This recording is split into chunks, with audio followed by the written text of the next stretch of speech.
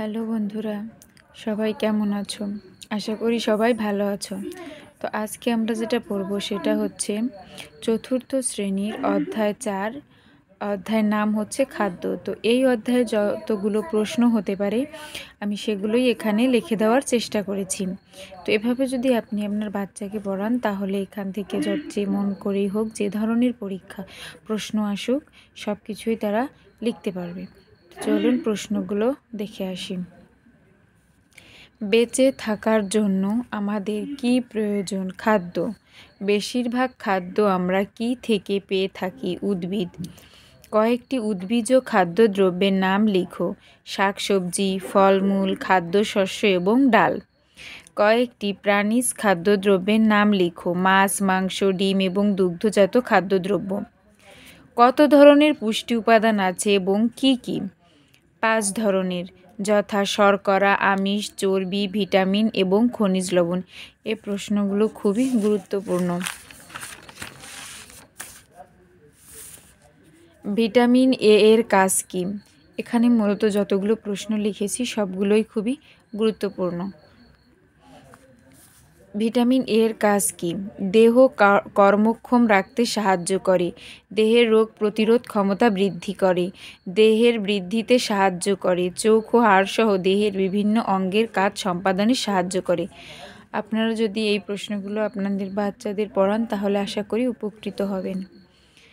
Vitamin কয় প্রকার ও কী কী? Vitamin 6 প্রকার, যথা এ, বি, সি, ডি, ই এবং কে। ভিটামিন বি কমপ্লেক্স বলতে কি বুঝো? ভিটামিন বি বিভিন্ন ধরনের ভিটামিন নিয়ে গঠিত, তাই একে ভিটামিন বি কমপ্লেক্স বলে। ভিটামিন এর উৎসগুলো লেখো। গাজর, পালং শাক, মিষ্টি কুমড়া, ছোট মাছ, দুধ, ডিমের কুসুম, আম, তরমুজ, পেঁপে ইত্যাদি।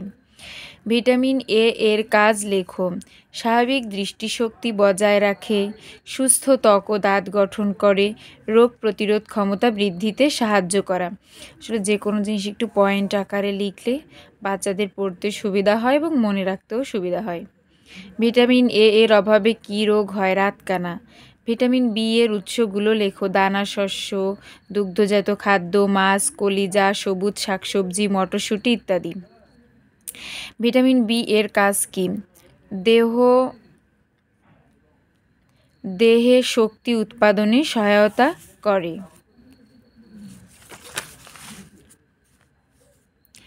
ভিটামিন বি এর অভাবে কী রোগ হয়? বেরি, মুখে ও জিভে ঘা, অ্যানিমিয়া বা রক্তশূন্যতা। ভিটামিন সি এর উৎসগুলো কী? পেয়ারা, আমলকি, কমলা, লেবু, টমেটো। বাঁধাকপি, ব্রোকলি ইত্যাদি। ভিটামিন সি এর কাজ কী? রোগ প্রতিরোধ ক্ষমতা বৃদ্ধি করে, দেহের বৃদ্ধি সাধন করে, দেহকে কর্মক্ষম করতে সহায়তা করে। ভিটামিন সি এর অভাবে কী রোগ হয়? স্কারভি ও মারির রোগ। ভিটামিন ডি এর উৎসগুলো লেখো। ডিমের কুসুম, মাছের তেল, সূর্যরশ্মি, ডিম। আসলে সকালবেলা যে সূর্যরশ্মিটা প্রথমেই যে সূর্যরশ্মিটা থাকে সেখানেই সেই সূর্যের আলোতে ভিটামিন ডি থাকে, তবে দিনের সব সূর্যের আলোতে ভিটামিন ডি থাকে না। ভিটামিন ডি এর কাজ কী? হাড়ের বৃদ্ধি ও গঠনে সাহায্য করে। ভিটামিন ডি এর অভাবে কী রোগ হয়? ছোটদের রিকেটস রোগ হয়। 2 হচ্ছে বড়দের হাড় বেঁকে যায়। ভিটামিন ই এর উৎসগুলো লেখো। উদ্ভিজ তেল, বাদাম, কলিজা। ভিটামিন ই এর কাজ কী? রক্ত কোষগুলোকে ক্ষতিগ্রস্ত হওয়া থেকে রক্ষা করে। রক্ত যে কোষগুলো থাকে সেগুলো আসলে ক্ষতিগ্রস্ত হলে সেখান থেকে তাদের রক্ষা করে। ভিটামিন ই এর অভাবে কী রোগ হয়? দুর্বল পেশি, বৃদ্ধির হার কমে যায়, চুল পড়ে। ভিটামিন কে এর উৎসগুলো লেখো।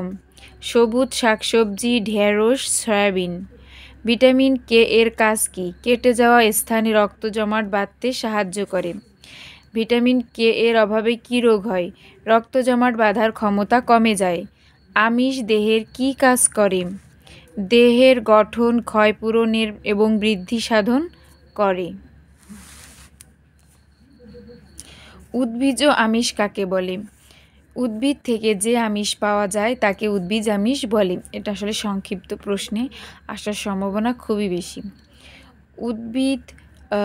কয়েকটি উদ্ভিজ্জ আমিষের নাম লেখো। মটরশুঁটি, ডাল, বাদাম, শিমের বিচি ইত্যাদি। প্রাণীজ আমিষ, এটাও খুবই গুরুত্বপূর্ণ একটা প্রশ্ন, যেটা পরীক্ষায় আসার মতোই। প্রাণীজ আমিষ কাকে বলে? প্রাণী থেকে যে আমিষ পাওয়া যায় তাকে প্রাণীজ আমিষ বলে। কয়েকটি প্রাণীজ আমিষের নাম লেখো। মাছ, মাংস, ডিম এবং দুগ্ধজাত খাদ্য। ভিটামিনের অভাবে কি কি রোগ হয়? রাতকানা, মুখের ঘা, রিকেটস, বেরিবেরি।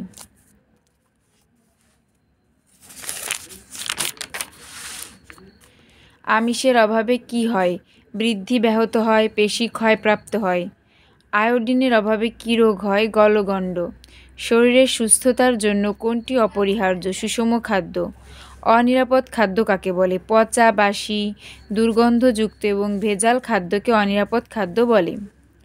খাদ্য কিভাবে নিরাপদ রাখা যায়? পরিষ্কার পরিচ্ছন্নতা বজায় রেখে, খাদ্য টাটকা ও সতেজ রেখে, খাবার ঢেকে রেখে। তাহলে এই হলো এই অধ্যায়ের প্রশ্নগুলো। যদি আপনাদের ভিডিওটি ভালো লেগে থাকে তাহলে অবশ্যই লাইক করবেন, কমেন্ট করবেন এবং সাবস্ক্রাইব করবেন। যদি আপনারা ভিডিওটি দ্বারা উপকৃত হয়ে থাকেন তাহলে এরকম ভিডিও যদি আরও পেতে চান তাহলে অবশ্যই কমেন্টে জানাবেন এবং ভালো লাগলে অবশ্যই সাবস্ক্রাইব করবেন।